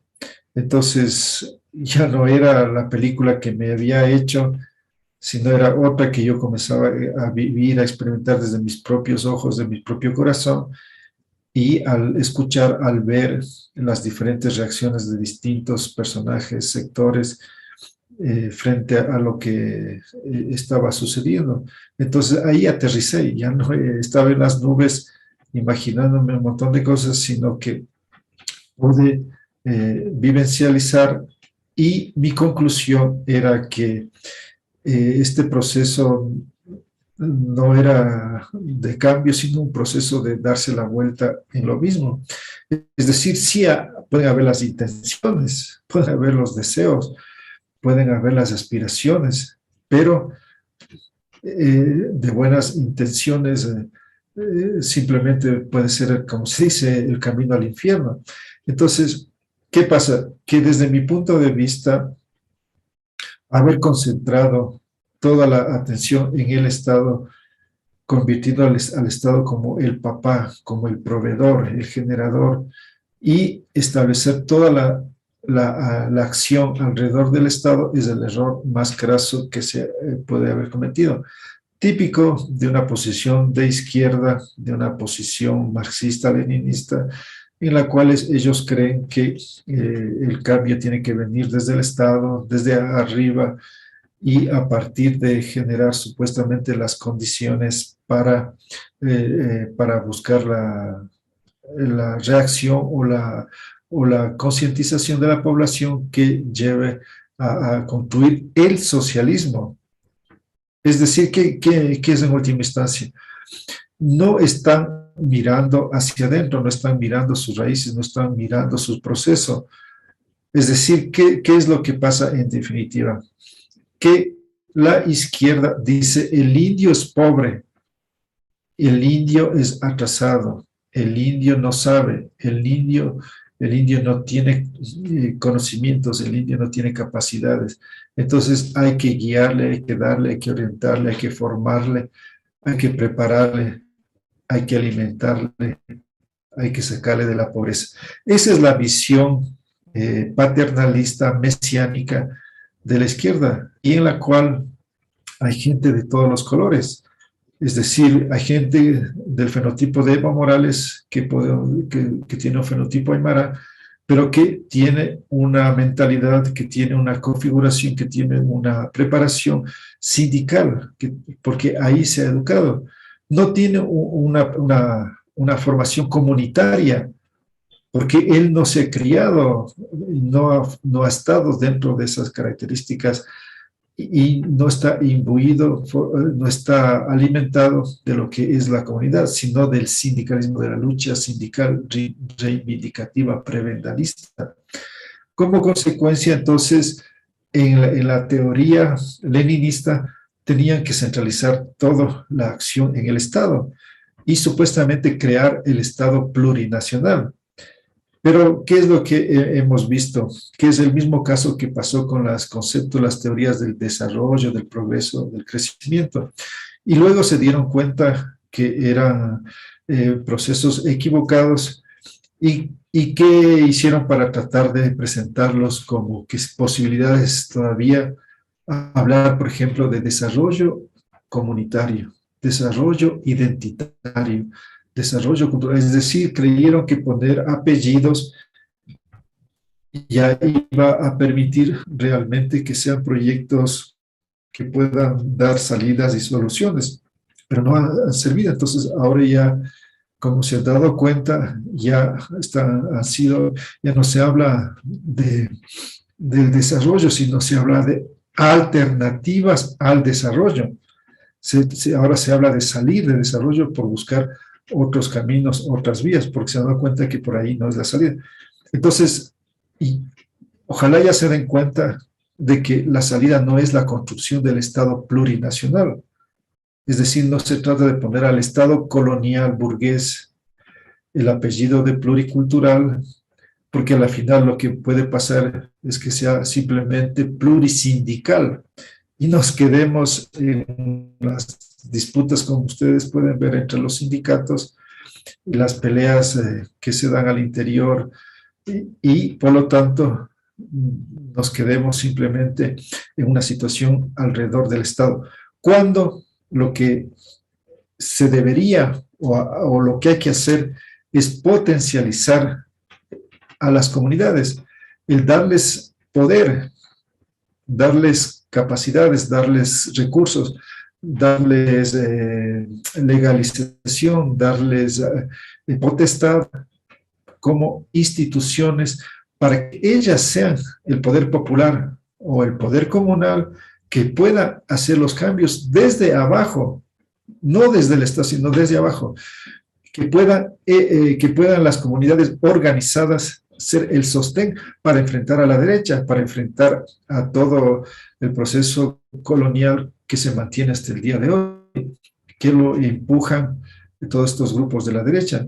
Entonces, si la izquierda sigue en ese camino estatista, en la cual simplemente generan dependencia, generan caridad hacia el papá Estado, entonces no se está generando autonomía, no se está generando autogestión, autosostenibilidad, autosuficiencia, para que las comunidades puedan ser lo que tienen que ser y puedan desenvolverse por sí mismos y no estar esclavos y no estar pidiendo la caridad del Estado y todo girando alrededor del Estado. Cuando afortunadamente todavía existen las comunidades, porque más bien lo que ha pasado irónicamente en el gobierno indígena es que en donde más se han desmantelado las comunidades es en el gobierno indígena. ¿Por qué? Porque las comunidades han perdido mucha gente, mucha población, porque muchos han abandonado las comunidades, han abandonado el campo y se han ido a las ciudades. ¿Y qué implica eso? De que las comunidades se quedan despobladas. ¿Y qué sucede con la gente que llega a las ciudades? Que se individualiza, se mercantilizan, se capitalizan, etcétera, etcétera, y después van a las comunidades y llevan una serie de criterios, de nociones, y colonizan. Ya no coloniza lo que podríamos llamar el blanco, o el rico, o el cura, sino lo coloniza la propia gente, en este caso de acá, Aymara, van y llevan esos criterios, esas nociones, y por lo tanto colonizan a sus propios hermanos. Entonces, imagínense ustedes, los que viven en La Paz o el Alto, cómo ha crecido la ciudad terriblemente y qué implica, por lo tanto, la urbanización. La descomunalización implica un estado en el cual este ser humano ya no funciona dentro de la característica del espíritu comunitario, del espíritu cooperativo, del espíritu de ayuda mutua, del espíritu de organización, de esa reacción que implica la forma comunitaria de vida. Entonces, ¿qué sucede? Que ahora hay individuos sectorizados, parcializados, fragmentados. Entonces, ese individuo es fácilmente manipulable, que se le puede comprar, que se le puede hacer lo que sea, porque es una persona que no está funcionando dentro de una comunidad.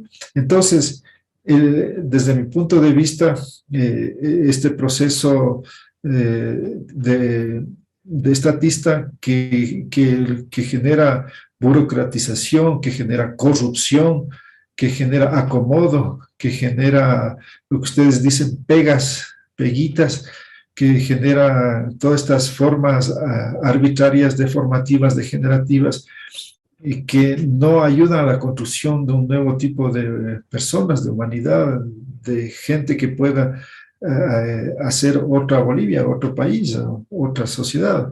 Entonces, esto, por lo tanto, tiene que llevar a una profunda reflexión y es lo que en nuestro caso hemos estado haciendo aquí en Bolivia, convocando, llamando para que se den cuenta de que no es el camino el adecuado el que nos va a dar la salida. Y esto no es algo que me he dado cuenta yo, lo dijo incluso el propio Marx, ya que ellos son marxistas, lo dijo, pero no lo han leído o no lo han entendido. Lo dijo hace 130 años, cuando él ya estaba pocos años antes de morir, se dio cuenta de que no había que ir a la construcción del proletariado, del socialismo, para después de que pasara al comunismo, sino él se dio cuenta que había que potencializar, consolidar el sistema de comunas existentes en Europa y en todo el mundo. Se dio cuenta que ahí era el camino, por ahí era la salida, y no hacer el proceso de desmantelamiento de las comunidades para construir el proletariado, que supuestamente es la clase más avanzada, la clase más revolucionaria, que es la que tiene que dirigir y construir el socialismo para después el comunismo.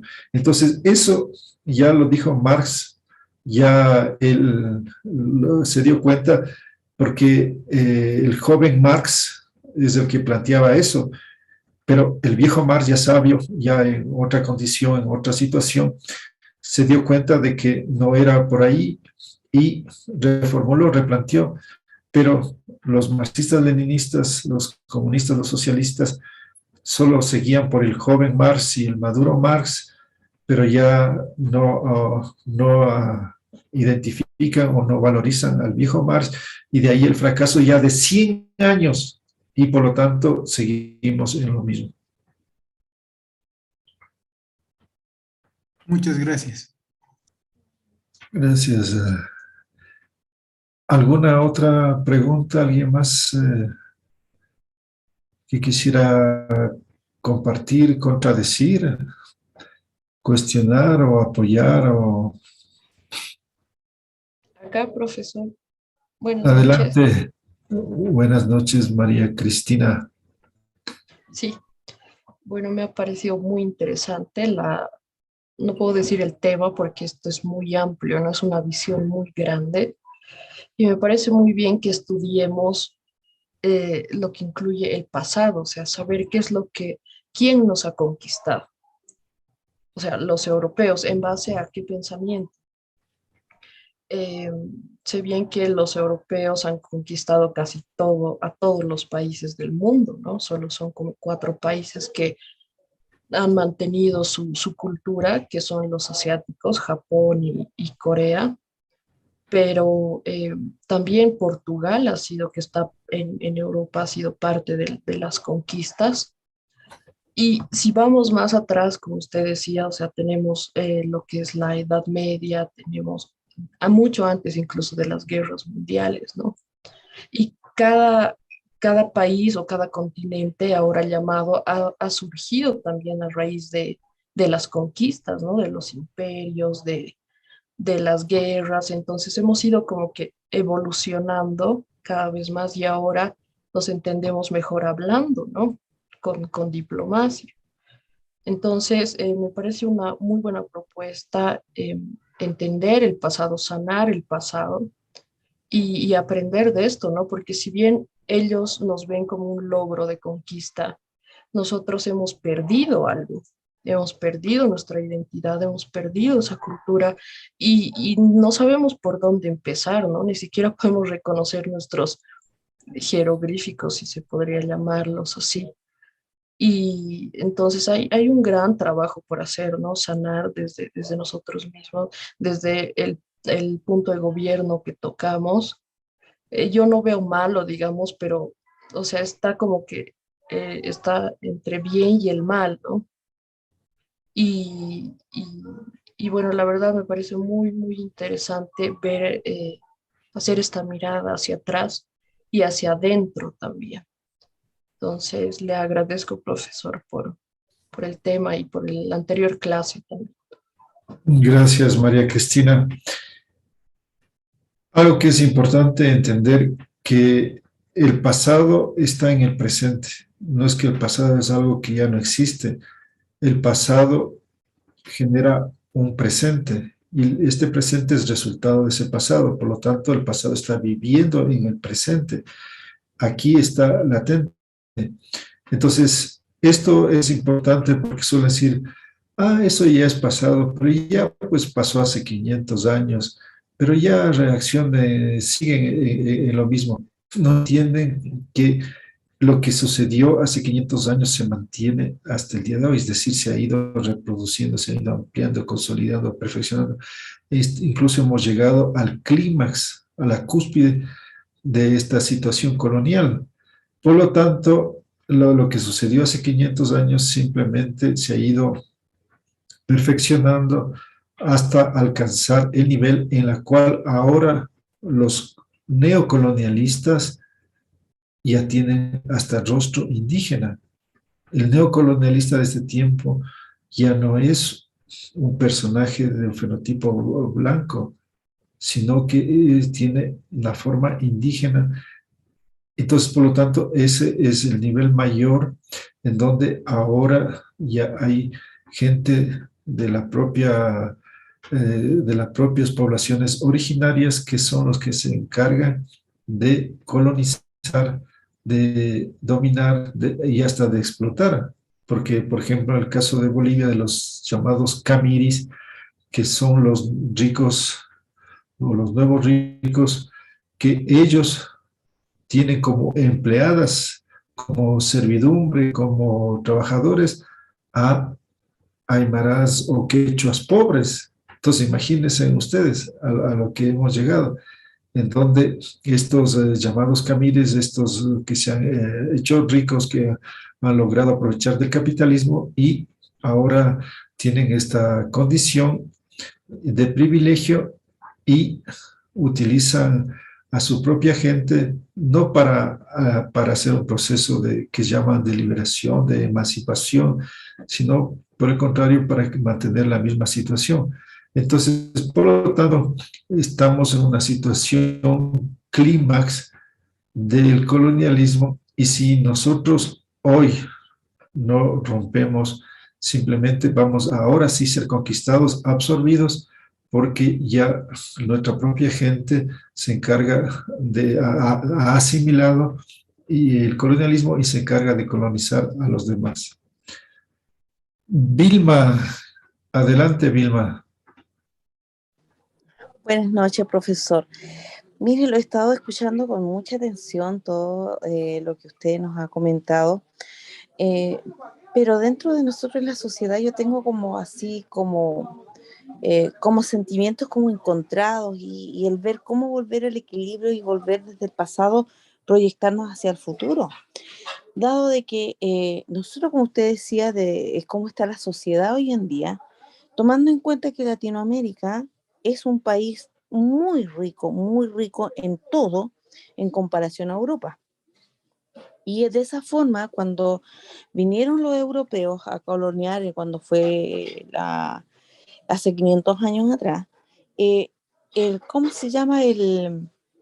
La misma gente que está acá, sé como que no sé si será el mestizaje o qué es lo que pasa con Latinoamérica, con las personas en sí, lo aboco más a la persona, a los pensamientos. Estamos como viviendo en una sociedad, una sociedad donde nosotros, por ejemplo, no avalamos a quien le va bien, sino que es lo contrario. Porque si aquí en Europa, por ejemplo en Estados Unidos, si hay un pequeño mini empresario que está en el lado del capitalismo, si hay un mini empresario que está una pyme, chiquitito, pucha que lo alaban porque está haciendo cosas nuevas, se le apoya porque se pueda proyectar a futuro, de que si es una empresa, lo apoyan, ¿me entiende? Pero, o si es un deportista, o si es alguien bueno, hay muchas cosas donde la misma gente o el mismo Estado ayuda a impulsar eso. Pero ¿qué es lo que pasa acá? En Latinoamérica en general. Si a alguien le está yendo bien, ¿qué es lo que se hace? Pisotearlo. Al empresario que le va estupendo, pisotearlo.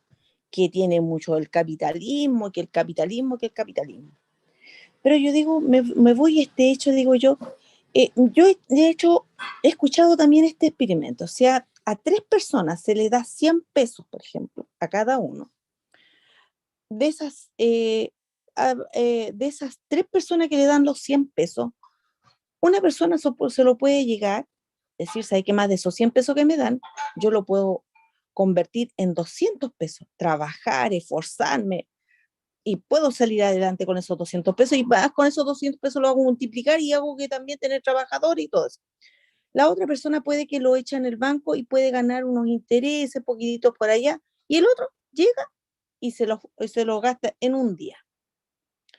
Entonces, desde el papá Estado, le digo, desde el papá Estado, si el Estado le ayuda a las personas de esa forma, entonces es como que nosotros decimos, si nosotros, ¿a quién apoyamos más? ¿Al que le vamos a dar siempre los 100 pesos, el que va a guardar o el que va a multiplicar esos 100 pesos? Eso por una parte. Pero así dentro de nuestro pueblo, también como yo lo veo acá en el lugar donde yo estoy viviendo, desde nuestra idiosincrasia, se podría decir, dentro de nuestra propia gente. Le voy a hacer así como un una vista, mirada, lo que yo he logrado caminar en lo largo de todo mi tiempo. He viajado a diversas partes y entre una de ellas también a Alemania. Perdón, no, a Canadá, perdón, miento, a Canadá. Entonces ahí yo vi ¿cómo se llama?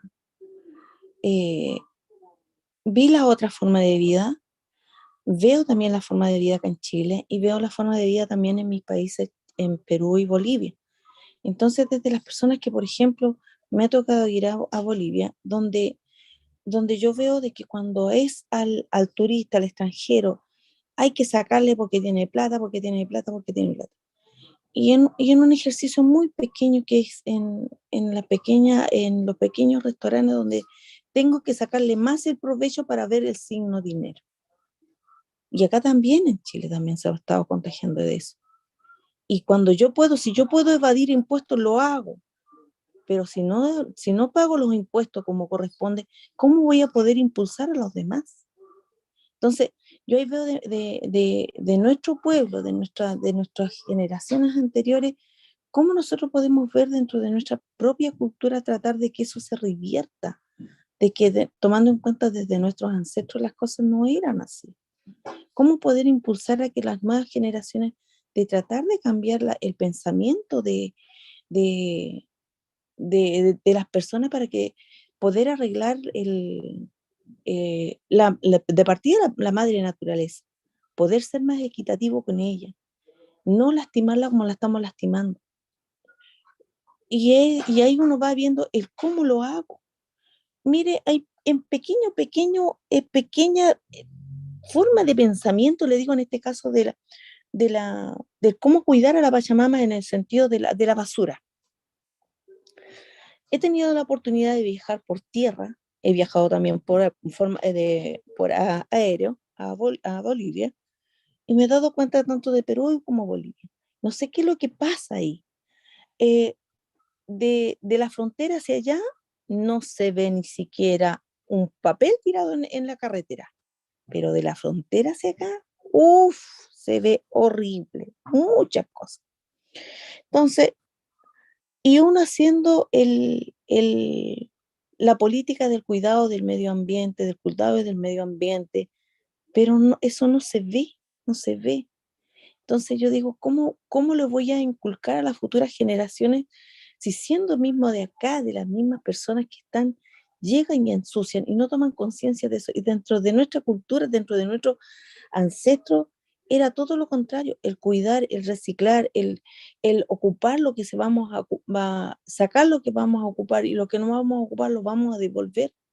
Y desde esa perspectiva, usted, profesor, ¿qué nos podría, o sea, qué me podría orientar a mí en relación a esa forma de pensar que tengo yo en este momento con todo lo que yo le he escuchado a usted? Gracias. Muchas gracias, Vilma. Dentro de la economía política hay un concepto que se llama la movilidad social. ¿Qué es esto? Son estudios que establecen cuál es el proceso de una persona desde que nace y cuál es en la condición que nace y cuál es su posibilidad de cambio, de modificación dentro de la condición en la que nace. Es decir, si una persona nace en un hogar pobre, ¿cuántas personas van a lograr salir de la pobreza?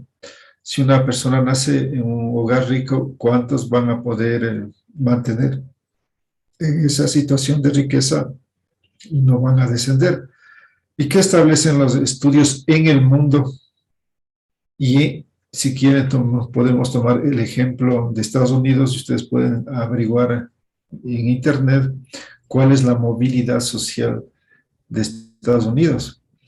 Y en forma general o en términos estadísticos, se señala que la movilidad social en Estados Unidos es de apenas el 10%. El 10% de la población logra cambiar de clase social, es decir, que un pobre, de los que nacieron pobres, apenas el 10% logra pasar a ser clase media.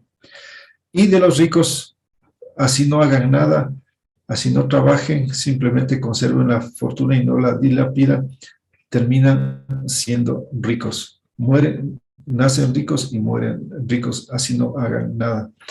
En cambio, los pobres tienen que hacer grandes esfuerzos, terribles esfuerzos, y aprovecharse del sistema para lograr salir. Es decir, no es que, ¿qué significa esto? No es que los que lograron salir eran porque eran los más inteligentes, los más vivos, los mejor preparados, los trabajadores, sino porque supieron aprovechar al sistema, que quiere decir que el sistema tiene una serie de condiciones, de formas, de estructuras, de características, bajo las cuales ciertos individuos pueden tomar o recoger o almacenar lo que otros han producido. Es decir, hay un sistema, una estructura en la cual, por ejemplo, pongamos el ejemplo de Mark Zuckerberg, el creador de Facebook. ¿Qué pasa? Este joven inventa el Facebook y como consecuencia, por crear este método que es el primero, él patenta, él controla, él condiciona y él es el que va a acaparar todo el control de esta red social y como consecuencia se hace millonario de la noche a la mañana. Porque a partir de que hay un sistema que permite que un individuo pueda aprovechar de una situación y sacarlo para su provecho personal. Es decir, no es alguien que genera algún producto y que comparte con todos y que le puede permitir que todos sean beneficiados, sino que lo monopoliza, por un lado, y por otro lado, los recursos son destinados exclusivamente para su beneficio. Y como consecuencia, ¿qué ha pasado después? Después se compra Instagram, se compra WhatsApp, se compra otras empresas que ya existían y van monopolizando. Y así ahora ahora se llama Meta, tiene 5 empresas este personaje, este joven. Entonces, ¿qué pasa? Que va a seguir acumulando más dinero y después se va a comprar otra empresa y otra empresa y como consecuencia va a concentrar acumulando, y hemos llegado a un caso donde hay un 1% de la población mundial que son constituidas por los multimillonarios. Entonces, ¿qué pasa? Que es un sistema el que permite, por las formas, por las reglas, las condiciones, las características, de que estas personas vayan monopolizando, vayan concentrando y vayan acaparando, y por lo tanto no hay una redistribución, no hay un sistema, una sociedad, una forma, unas leyes, unas reglas que permitan que no haya este proceso de concentración, sino que se abra, se complemente, se apoye, se genere. Y como, por ejemplo, una de las principales formas en las que ellos logran enriquecer es evitando, por ejemplo, el pago de impuestos. Todos sabemos cómo a través de los paraísos fiscales ellos sacan el dinero y no pagan impuestos.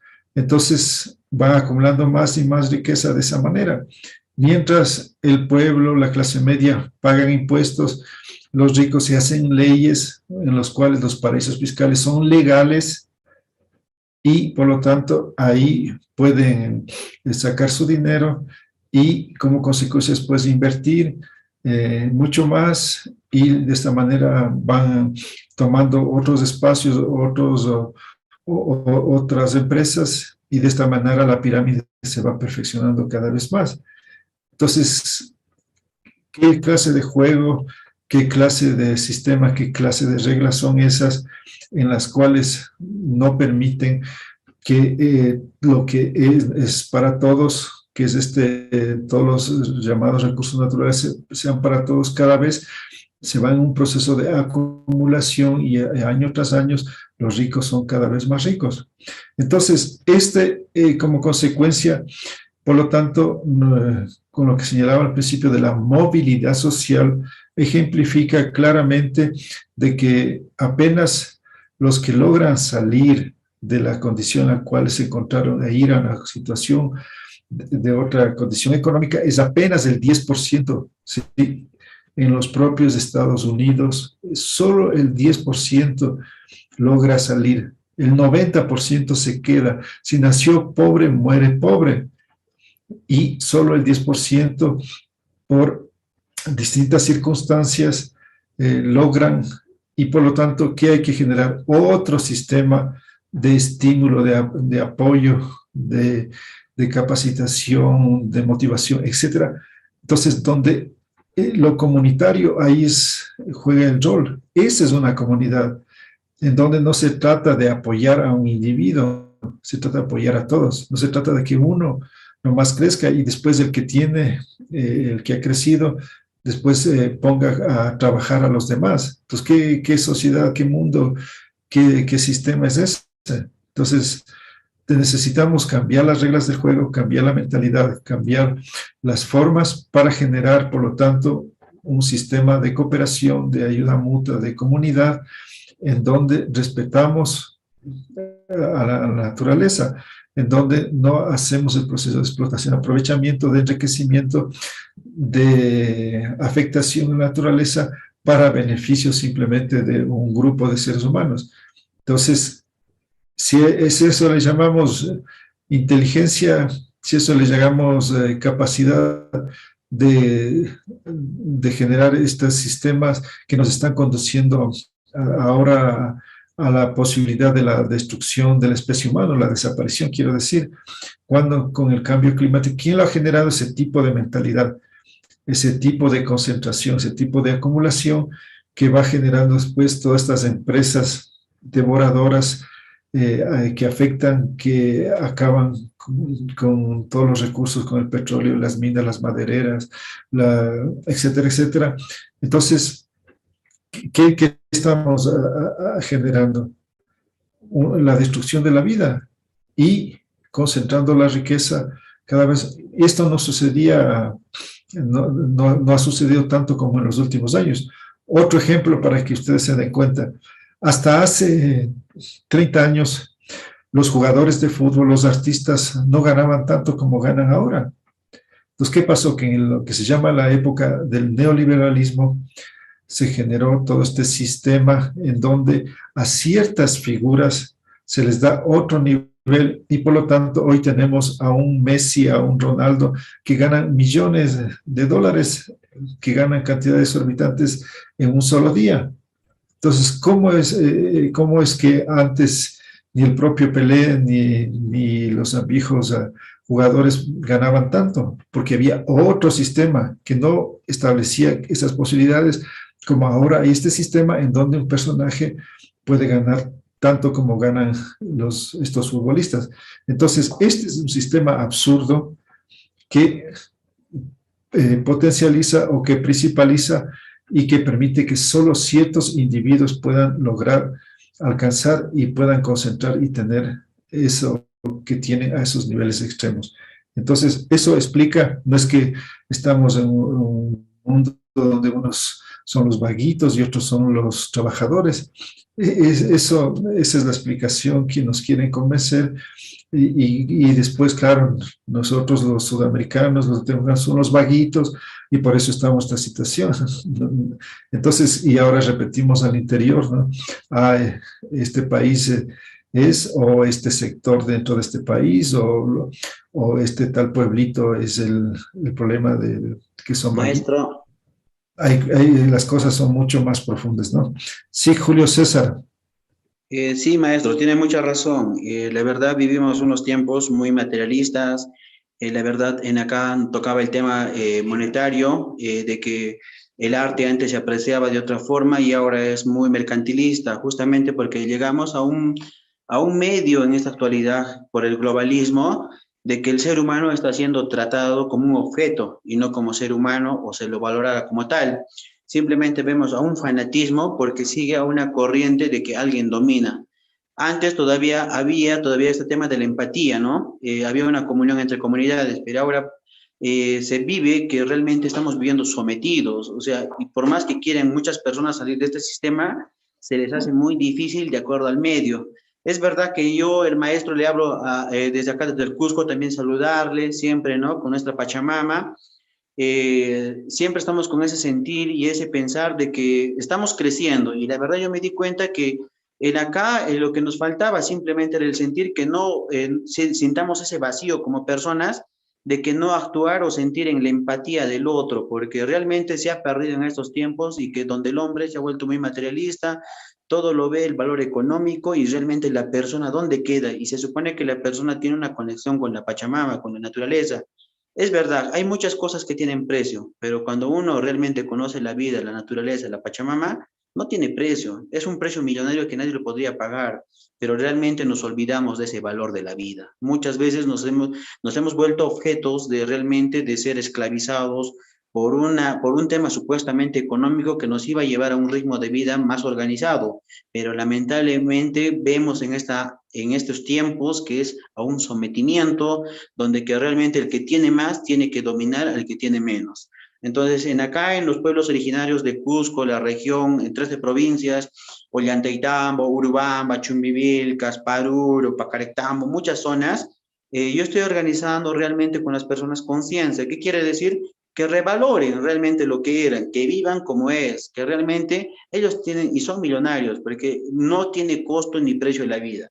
Y más aún cuando uno lo disfruta, porque uno puede tener mucha plata, pero ¿de qué sirve si no lo disfrutan? Entonces no hay que sernos esclavos del dinero, más a lo contrario, que el dinero trabaje para nosotros, pero con una justa razón. Y la justa razón es cuando una persona siente la vida, siente la Pachamama, es empático con la vida, es empático con la naturaleza y también con todo lo que lo rodea.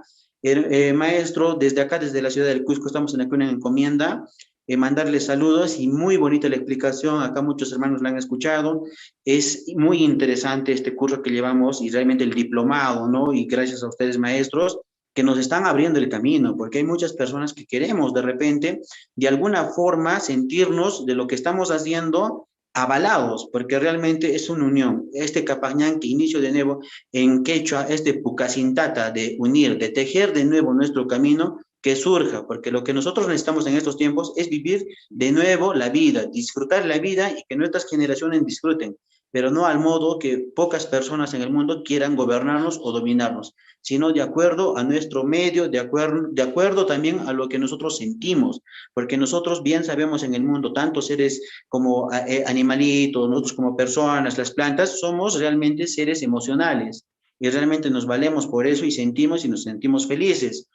Muchas gracias, maestro. Nada más decirle, la verdad, maestro, yo me siento muy feliz, igualmente con el grupo, como alguna vez una compañera me antecedió, que va a haber oportunidad y lo deseamos de todo corazón, maestro, y queremos también que sea partícipe, maestro, de poder que este grupo se consolide en un determinado lugar, sea Perú, sea Bolivia o sea nuestra hermana de Chile, para Gracias, poder Julio. compartir este conocimiento que es muy válido para nosotros. Muchas gracias, maestro. Un abrazo desde la ciudad de Cusco, tanto para usted y para este hermoso grupo. Muchas gracias, Julio César. Para terminar, y en referencia a lo que decía Julio César, hay,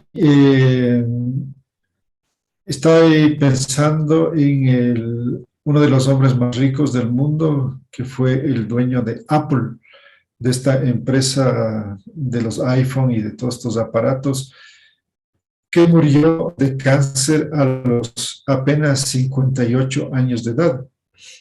Y él, en su lecho de muerte, frente a la muerte, frente a esta situación inexorable en la que se encontraba, se dio cuenta, reflexionó, tomó conciencia de que era el hombre, uno de los hombres más ricos, que había alcanzado gran prestigio, que tenía, era dueño de toda esta inmensa empresa que había generado una serie de productos, pero ¿de qué le servía todo eso frente a la muerte?